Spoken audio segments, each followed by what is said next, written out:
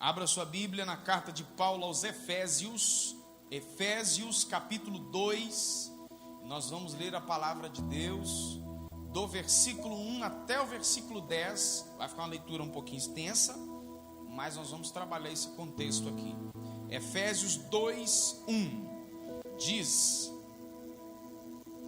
Ele lhes deu a vida quando vocês estavam mortos em suas transgressões e pecados, nos quais vocês andaram noutro tempo, segundo o curso deste mundo, segundo o príncipe das potestades do ar, do espírito que agora atua nos filhos da desobediência.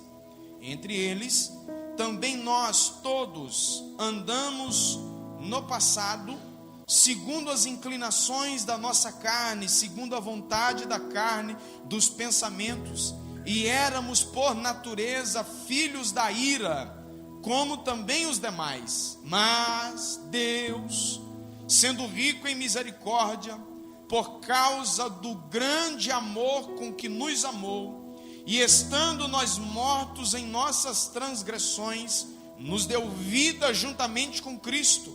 Pela graça vocês são salvos. Diga comigo: pela graça vocês são salvos. E juntamente com Ele nos ressuscitou, e com Ele nos fez assentar nas regiões celestiais em Cristo Jesus. Deus fez isso para mostrar nos tempos vindouros a suprema riqueza da sua graça em bondade para conosco em Cristo Jesus. Porque pela graça vocês são salvos, mediante a fé.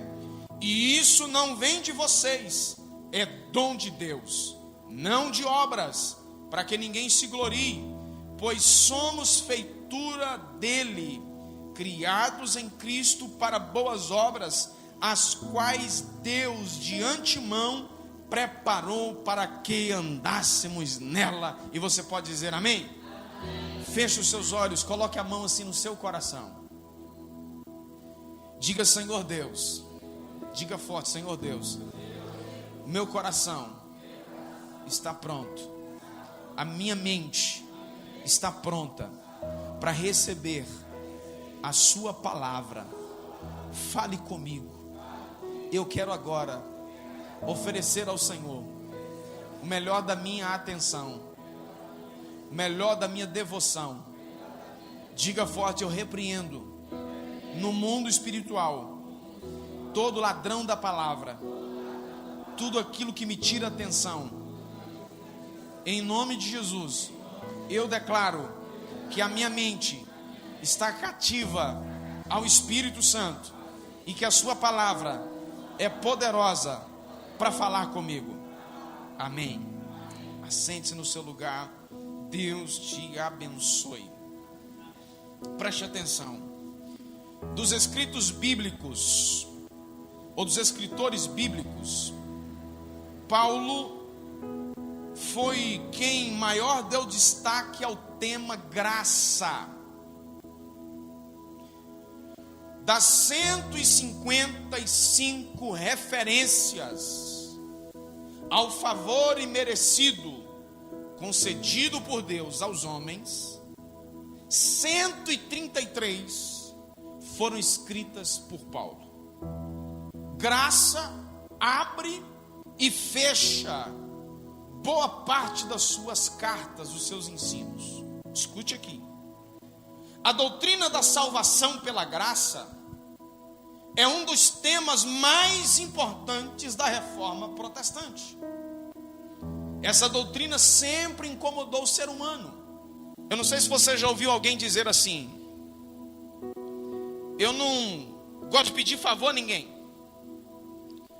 Tem gente que é tão sistemático nisso, que quando alguém faz algum favor, a pessoa quer pagar. Talvez por essa dificuldade é que a doutrina da salvação sem a intervenção humana é algo que sempre incomodou muita gente. E aí, isso sempre incomodou o ser humano. A ideia de que pelos méritos próprios ele não consegue resolver a sua condição. Porque a verdade é que todos nós estávamos perdidos. Diga, todos nós estávamos perdidos. Isso é uma verdade. No entanto, a salvação, ela não depende de nada que possamos fazer. A salvação, ela depende exclusivamente da graça de Deus. É Deus quem nos concede graciosamente a salvação e não um mérito pessoal. Preste atenção nisso. Satanás fez e faz um esforço enorme desde o jardim para tentar mostrar que o pecado não é tão grave assim. O efeito do pecado não é tão terrível assim. Gênesis 3:4, a serpente disse: é certo que vocês não morrerão. A serpente falou isso com Adão e Eva lá no jardim. Ou melhor dizendo, falou isso com Eva. Adão também acreditou nisso.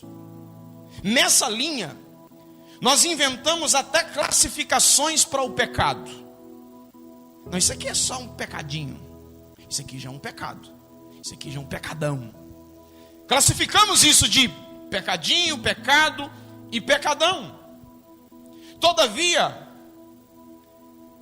a verdade é que Romanos 3:23, todos pecaram e estão afastados da presença gloriosa de Deus.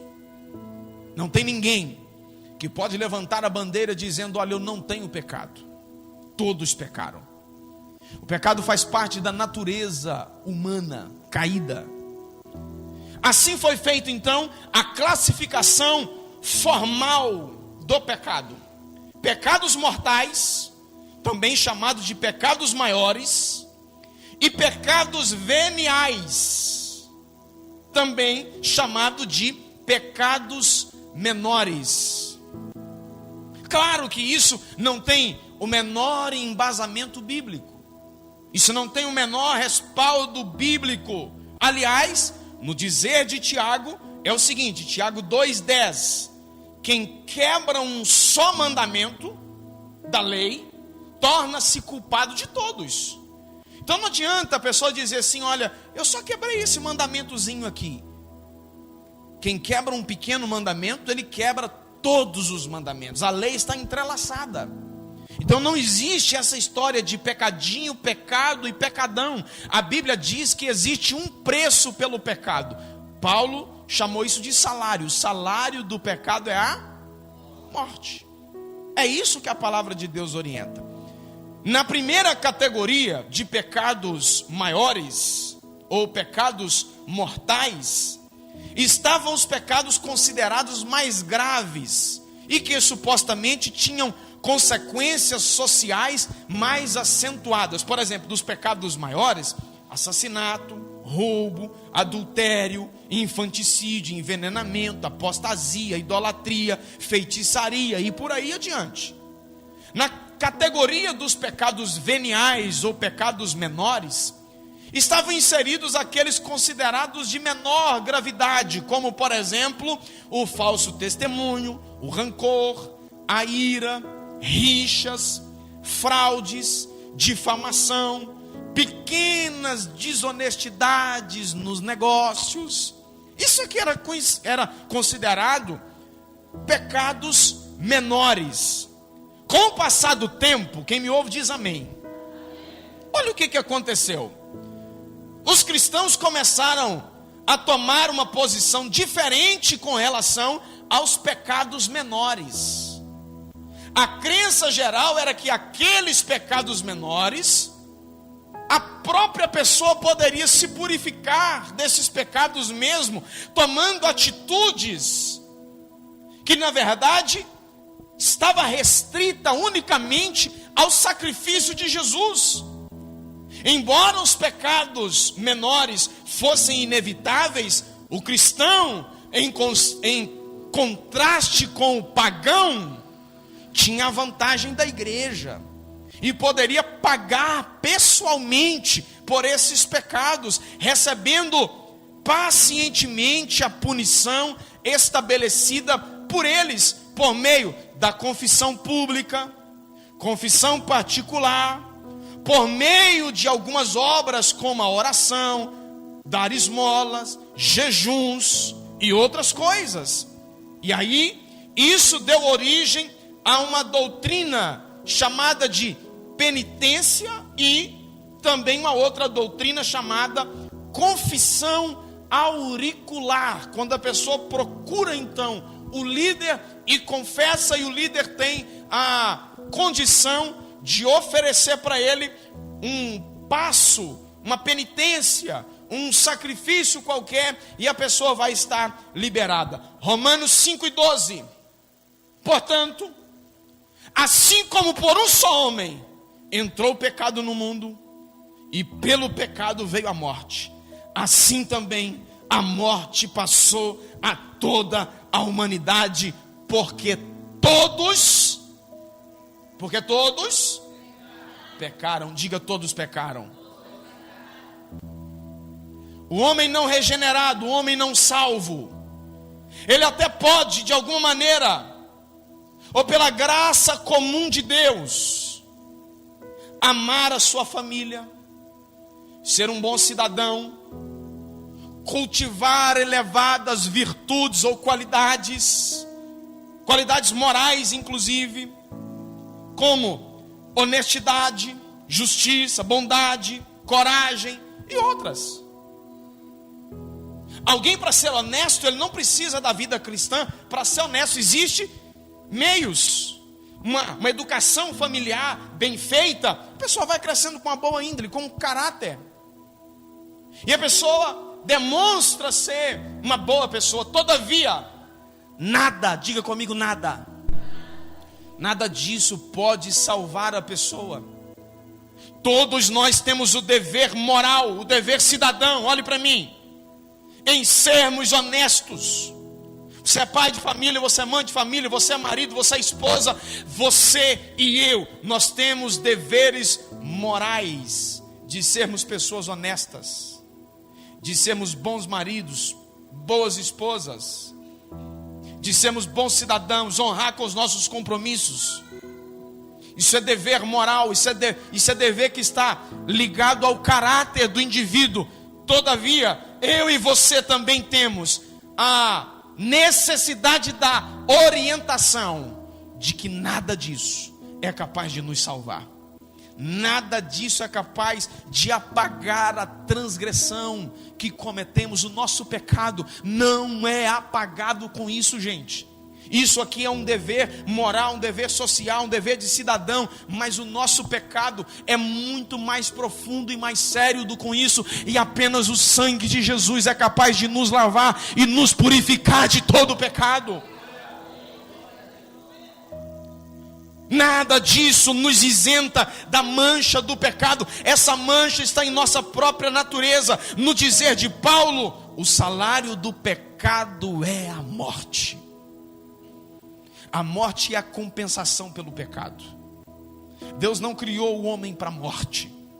Deus criou o homem para a vida. Deus não criou o homem para Satanás. Deus criou o homem para a honra e louvor do seu nome. Deus criou o homem para a glória do seu nome.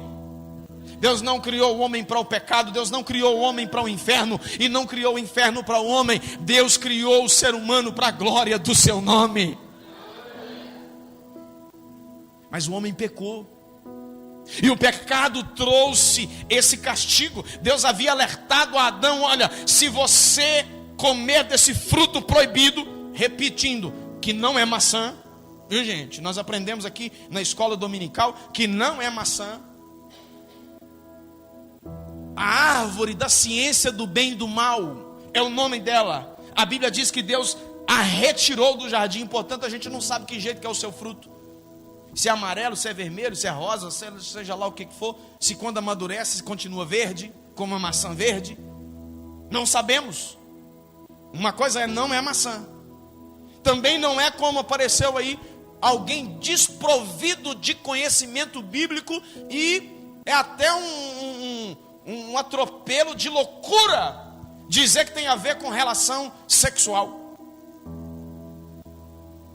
Pois se Deus mandou, antes do pecado, o ser humano crescer e multiplicar, logo, não pode ser isso, gente. Não tem a ver uma coisa com a outra. O fato é que todos pecaram. Diga mais uma vez para ficar gravado: todos pecaram. Uma vez que todos pecaram, não podemos salvar a nós mesmos. Olhe para mim, resumidamente pode-se dizer que a igreja medieval entendia que as indulgências serviam para reparar total ou parcialmente os males decorrentes do pecado. Contrariamente, também ensinava que o pecado já era perdoado no sacramento da confissão. Peraí, se no sacramento da confissão o pecado é perdoado, por que o indivíduo então teria que pagar uma indulgência? Contrariamente, a questão aqui é mais profunda do que isso. Em outras palavras, significa dizer que as indulgências não estavam relacionadas ao perdão do pecado, mas uma compensação ao pecado. Significa dizer basicamente isso: o indivíduo, um ladrão, roubou de alguém. Esse alguém que foi furtado perdoou o ladrão, mas o ladrão tinha que devolver para ele o valor subtraído. Então, ou seja, estava perdoado, mas não estava perdoado, você tinha que ressarcir. A indulgência era isso. A concessão das indulgências em troca de dinheiro acabou se transformando em um comércio de coisas que nunca foram e não podem ser vendidas. Perdão, remissão dos pecados, expiação. Por meio desse comércio houve um retorno ao mesmo tipo de comercialização rejeitada fortemente por Jesus nos seus dias, quando ele chegou na porta do templo, chutando as cadeiras, com um chicote na mão, tocando os cambistas que lá estavam, chamando-os de ladrões, porque Jesus disse que eles estavam roubando alguma coisa lá. Esse comércio foi repreendido por Jesus, e anos mais tarde quiseram fazer, ou fizeram, não apenas quiseram, fizeram um comércio, oferecendo através de ofertas, através de pagamento, perdão pela remissão dos pecados, oferecendo então, através de um pagamento qualquer, um pedaço no céu. Nada disso. A palavra de Deus nos orienta que o Deus enviou o seu Filho unigênito para que todo aquele que nele crê, é apenas crer em Jesus, nós tenhamos a vida eterna. A salvação não se adquire com uma oferta. A salvação não se adquire com um ato de bondade. A salvação não se adquire pela sua beleza. Se a salvação fosse adquirida pela beleza, eu estava já no inferno. Entendeu, né? Por aí. Salvação não se adquire por beleza. Aqui teria algumas pessoas aqui salvas. A Bianca seria a primeira. Mas o mais, meu filho, eu e o Gilberto estamos enrolados. Você também não escapa não, Marquinhos. Salvação não é isso, meu filho. Salvação depende da graça de Deus. Eu vou te dar uma notícia, que lá no céu eu não vou ser feio. Lá no céu não vão ser bonito, Gilberto. Pode ficar tranquilo. Essas coisas vão ficar por aqui. Esses trem vai ficar aqui. Lá no céu nós vamos receber um novo corpo, um corpo de glória. Aleluia. Aleluia, aleluia. Só para descontrair. Então, meu filho, a salvação, ela não é dada por nenhum mérito nosso. Olha o que diz a palavra de Deus em Efésios capítulo 2, versículo 1 e 2 que nós lemos. Eu vou citar aqui numa tradução diferente. Antigamente, por terem desobedecido a Deus e por terem cometido pecados, vocês estavam espiritualmente mortos. Naquele tempo vocês seguiam o mau caminho deste mundo e faziam a vontade daquele que governa os poderes espirituais do espaço, o espírito que agora controla os que desobedecem a Deus. Seguir os caminhos do espírito espírito e dos poderes que controlam o espaço. O que Paulo está falando disso aqui? Seguir o caminho de Satanás. Seguimos o caminho do maligno. Olhe para mim. O homem falhou em todos os instrumentos que dependiam dos seus esforços. A lei, por exemplo. O problema não estava com a lei. O problema estava no ser humano. A lei é perfeita. O problema é que o ser humano precisava cumprir a lei. A lei determinava e o ser humano tinha que fazer alguma coisa, mas o ser humano falhou. Paulo disse que a lei não era capaz de nos salvar por causa da fraqueza da nossa natureza humana. Está em Romanos 8, versículo 3. A nossa fraqueza, a nossa debilidade não nos permitia cumprir a lei. Mas houve um que cumpriu a lei no nosso lugar. Ele estava e foi habilitado para morrer na cruz e morreu. Jesus cumpriu a lei, aleluia. Nós não conseguimos cumprir a lei, mas Ele a cumpriu por nós. Ele cumpriu no nosso lugar. O problema não estava na lei, mas o problema estava na nossa natureza humana caída. Te pergunto, responda para você mesmo: um cadáver pode fazer alguma coisa para mudar o seu estado? Nada. O cadáver é inerte, ele não tem ação, ele não se move, ele não tem opinião, ele não tem atitude. Um cadáver nada pode fazer, nem mesmo em seu próprio esforço, no intuito de tirá-lo da morte. A Bíblia diz que nós estávamos mortos espiritualmente.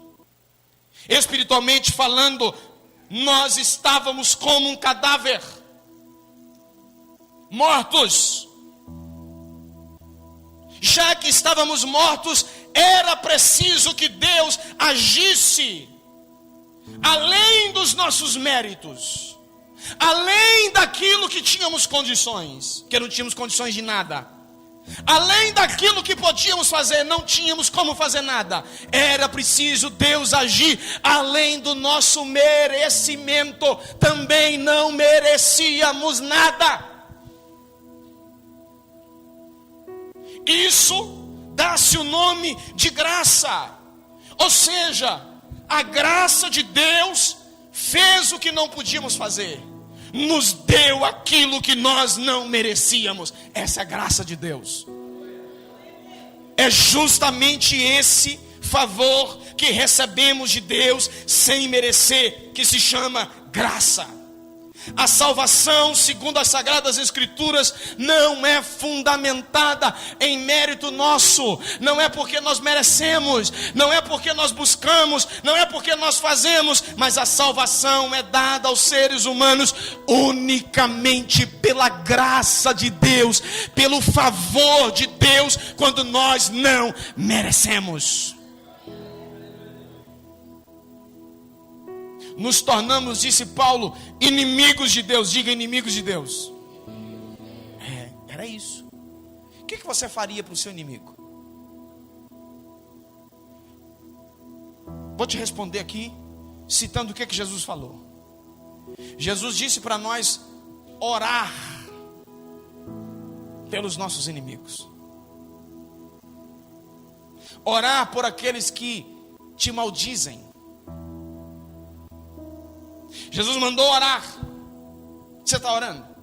Você tem alguém que você sabe que declaradamente não gosta de você? Você tem alguém declaradamente que não vai com a sua cara? Eu, por exemplo, tenho um monte de gente que não vai com a minha cara. Normal. É normal, gente. Quando alguém olha para mim assim, não me conhece, fala assim: esse cara tem a cara de ser chato. Aí me conhece, aí descobre que realmente eu sou chato.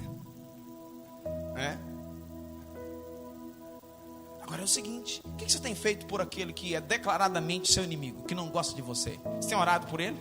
Pastor, difícil orar. Orar não é orar para matar, que a Bíblia fala não, tá? Antes que você está pensando nisso aí, estou orando para matar. Não, senhor. É abençoar. Ore por aqueles que te perseguem. Ore por aqueles que te amaldiçoam, por aquele que quer mal a você. Ore pelos seus inimigos. Abençoe quem te maldiz. quem te amaldiçoa. Você está encontrando dificuldade até para orar por essa turma? Que dirá morrer por ele?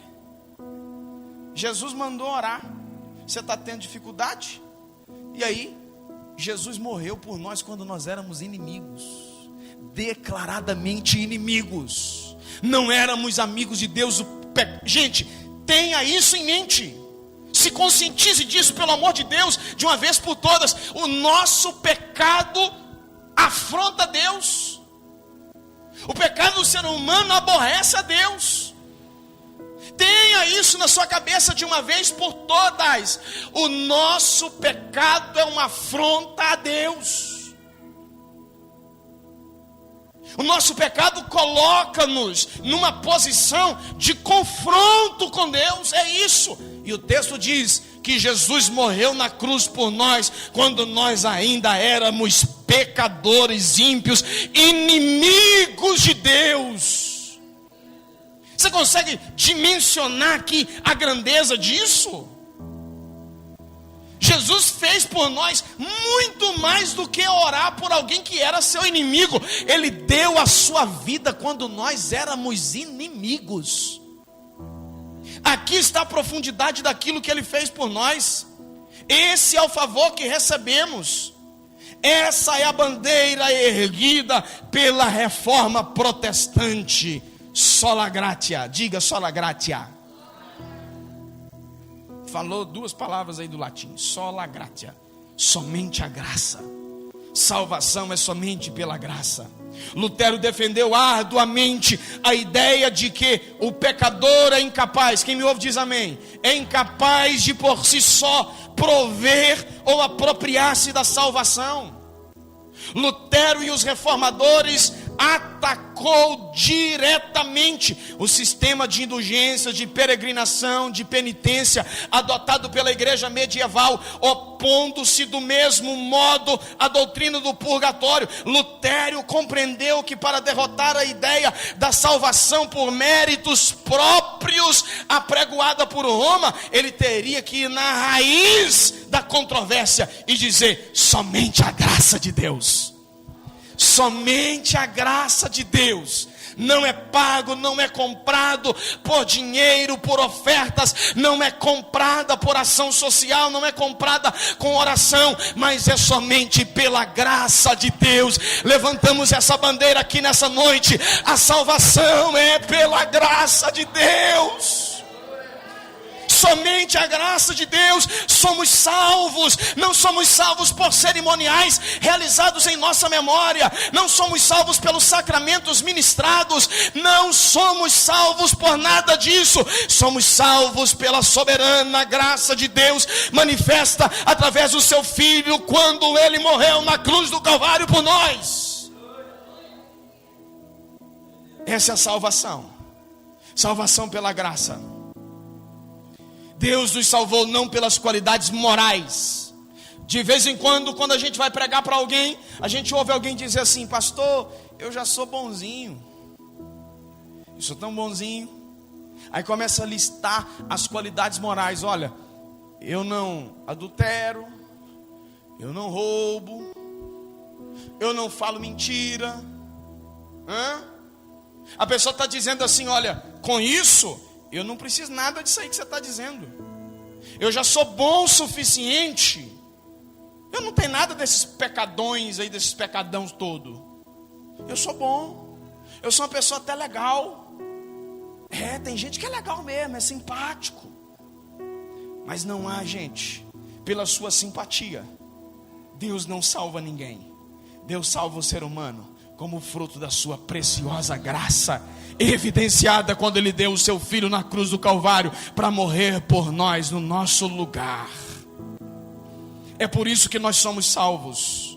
Deus não nos salvou pelas nossas qualidades morais, mas por sua imerecida graça. Graça é o que Deus nos dá e precisamos, não aquilo que nós merecemos. Sabe o que nós merecemos? Não se assuste. Nós merecíamos o inferno. É isso que a palavra de Deus nos diz. Não existe uma terceira via. Não existe um terceiro lugar. Não existe um terceiro lugar. Existem dois lugares.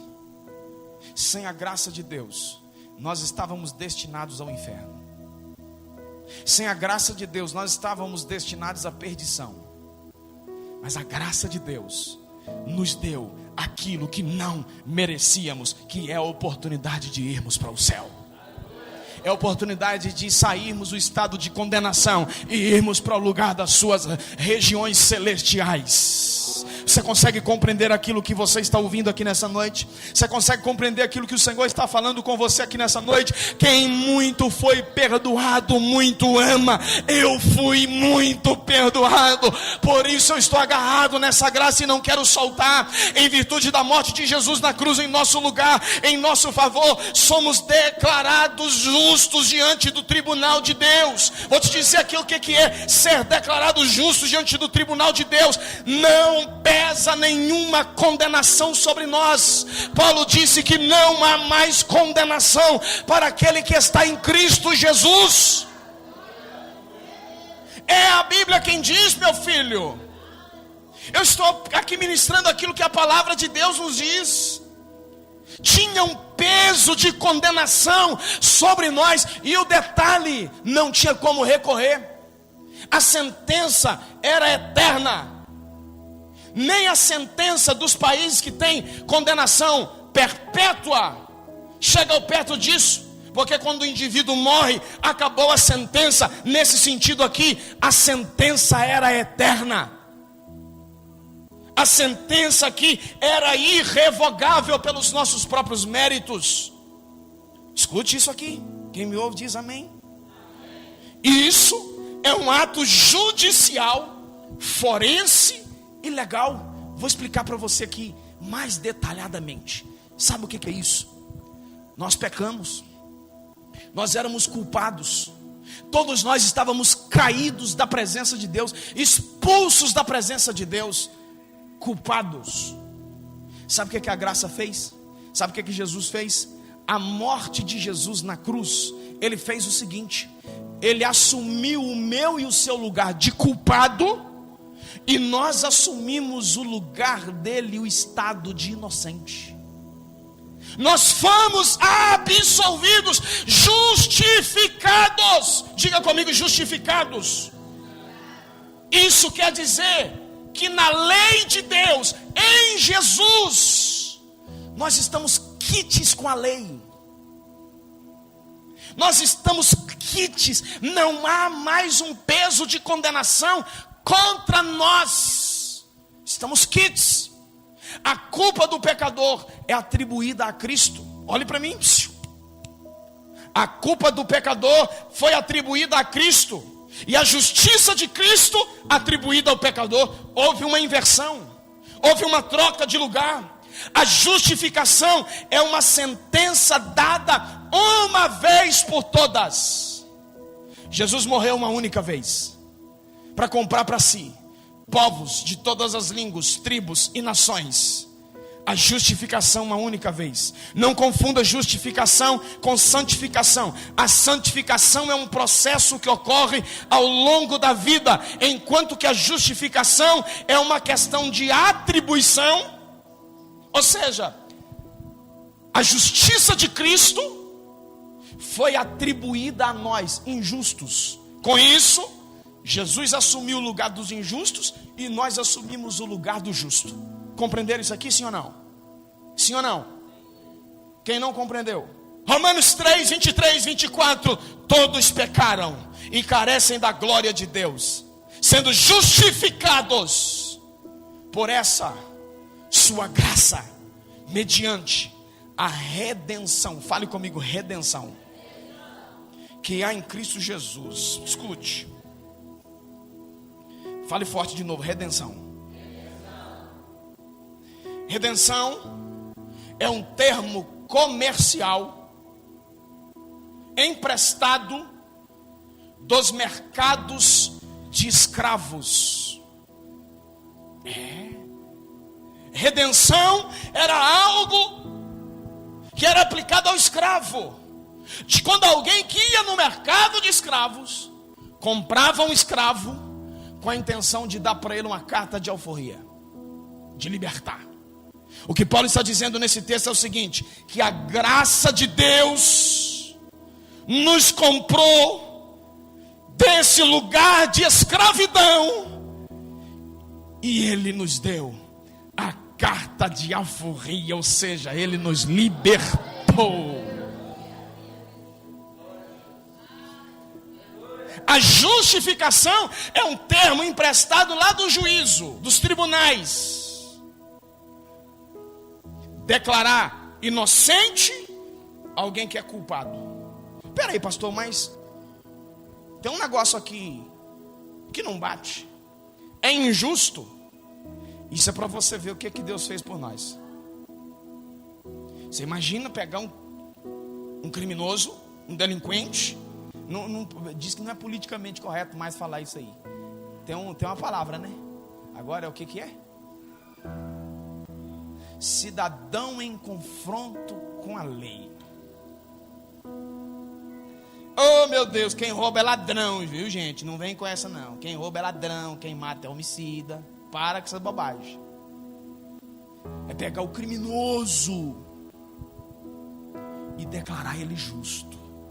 Só que não é uma justiça assim, cega, que simplesmente inocenta um criminoso. É uma justiça de alguém que assumiu o lugar desse cidadão apanhado no ato infrator. Jesus assumiu esse lugar. Ele disse: eu estou pagando a dívida. Declara essa turma aí toda inocente. Na eternidade, quando Jesus fazia isso, oh aleluia, o seu olhar estava voltado aqui para Shalom, e ele via aqui você assentado aí agora na presença de Deus. Oh aleluia, quando ele estava lá naquela cruz, o seu olhar de eterno ele via, o seu olhar estava voltado para cá, ele via a mim e a você servindo a ele com graça, servindo a ele por causa daquilo que ele estava fazendo.